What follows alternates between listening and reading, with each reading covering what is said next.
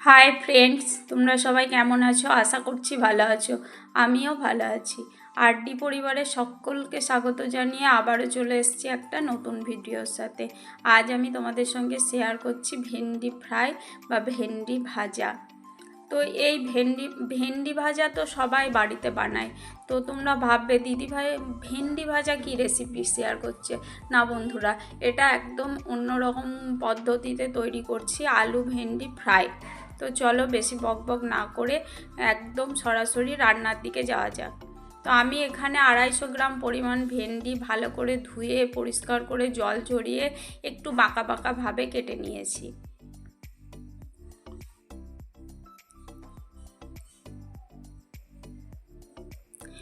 এখানে একটা মিডিয়াম সাইজের আলুকে ছোট ছোট টুকরো করে কেটে নিয়েছি। আলুটাকেও ভালোভাবে ধুয়ে পরিষ্কার করে নিয়েছি। আর এখানে নিয়েছি একটা বড় মাপের পেঁয়াজকে লম্বা লম্বা করে কুচি করে। তারপর কড়াই বসিয়ে দিয়েছি। কড়াইটা গরম হওয়ার পর দিয়ে দিচ্ছি 2 টেবিল চামচ পরিমাণ সর্ষের তেল।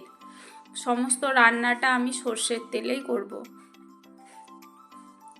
তেলটা খুব ভালোভাবে গরম হওয়া পর্যন্ত অপেক্ষা করব। তেলটা যখন ভালোভাবে গরম হয়ে যাবে তখন দিয়ে দিচ্ছি 1/2 টেবিল স্পুন পরিমাণ কালো জিরে।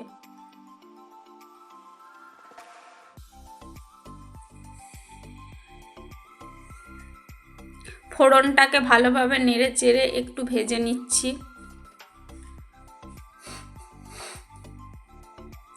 ফোড়নটা আমার এখানে খুব ভালোভাবে ভাজা হয়ে গেছে।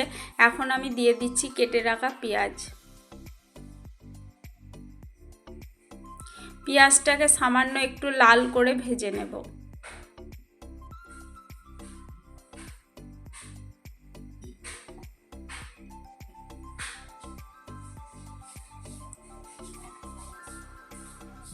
এখানে দিয়ে দিচ্ছি 4টে চেরা কাঁচা লঙ্কা।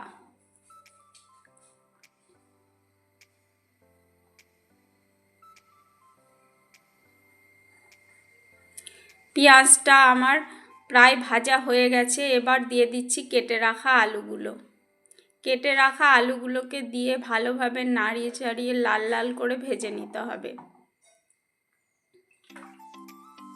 এখানে আমি প্রথমে আলুটাকে একটু লাল লাল করে ভেজে নেব, কারণ আলুটা সিদ্ধ হতে অনেক বেশি টাইম লাগে।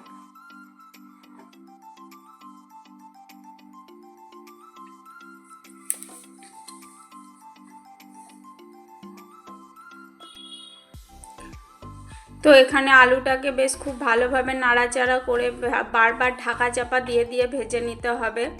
আমি কয়েকবার আলুটাকে নাড়ার পর এখন একটা ঢাকা চাপা দিয়ে রেখে দিলাম 5 মিনিটের জন্য।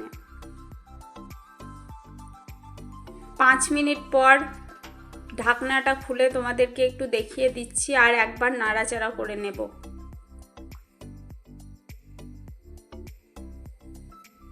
তো এইভাবে বেশ কয়েকবার ঢাকা চাপা দিয়ে দিয়ে আমি আলুটাকে লাল লাল করে ভেজে নেব বন্ধুরা। তো এই পর্যায়ে বলি, আমার চ্যানেলে যদি কোনো নতুন বন্ধু এসে থাকো তো প্লিজ আমার চ্যানেলটা সাবস্ক্রাইব করে আমার পাশে থাকো, আমাকে এগিয়ে যেতে সাহায্য করো।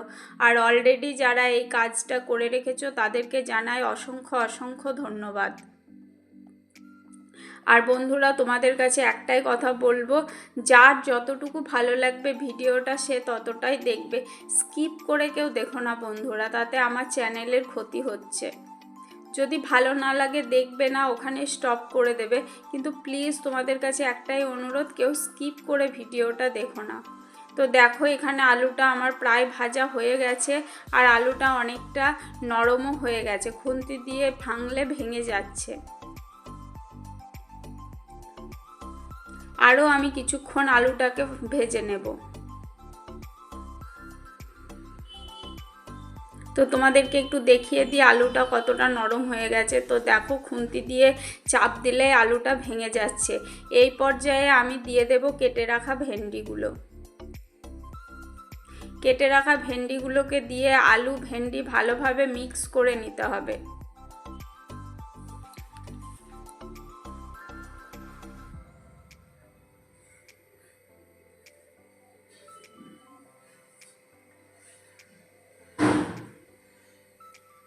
এখন আমি এর মধ্যে দিয়ে দিচ্ছি 1/2 টেবিল স্পুন পরিমাণ হলুদের গুঁড়ো,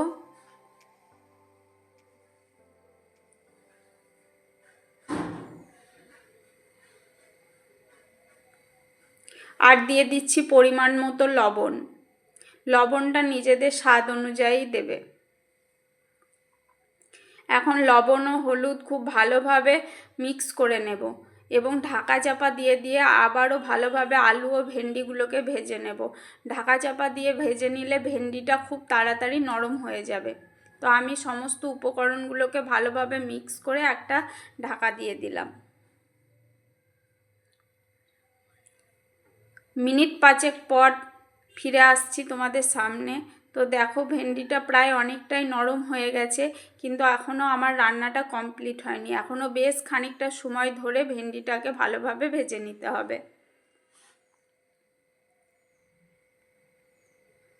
এই রান্নাটা একটু ধৈর্য সহকারে গ্যাসের ফ্লেমটাকে কমিয়ে করতে হবে, কারণ গ্যাসের ফ্লেমটা যদি হাইয়ে থাকে তাহলে ভেন্ডিগুলো পুড়ে যেতে পারে, মানে ভেতরটা কাঁচা কাঁচা হয়ে থাকবে কিন্তু ওপরটা পুড়ে যাবে।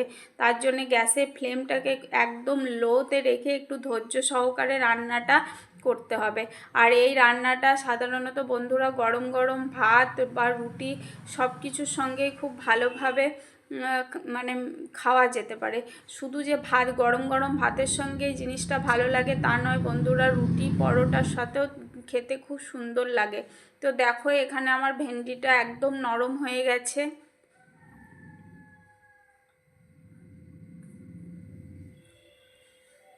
তো আমি আরও কিছুক্ষণ নাড়াচাড়া করে জিনিসটা ফ্রাই করে নেব।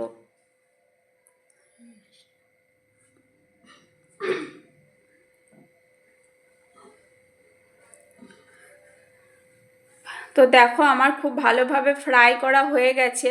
এই পর্যায়ে আমি ভেন্ডি আলু ভাজাটার টেস্টটাকে আরও বেশি সুন্দর করে তোলার জন্যে দিয়ে দিলাম সামান্য পরিমাণে পোস্তর দানা। সামান্য পরিমাণে বলতে 1 টেবিল স্পুন পরিমাণ পোস্ত। পোস্তটাকে আমি ভালোভাবে ভেন্ডি আলুর সঙ্গে মিক্স করে নেব। তো এখন একদম আমার রান্নাটা কমপ্লিট হয়ে গেছে বন্ধুরা। তো আজকের ভিডিওটা তোমাদের কেমন লাগলো তোমরা অবশ্যই কমেন্টের মাধ্যমে জানাবে। তো আজকের ভিডিওটা এখানেই শেষ করছি। সবাই ভালো থেকো, সুস্থ থেকো, টাটা। দেখা হবে আবার একটা নতুন ভিডিওর সাথে বন্ধুরা। ততক্ষণের জন্য সবাই ভালো থেকো, সুস্থ থেকো, টাটা।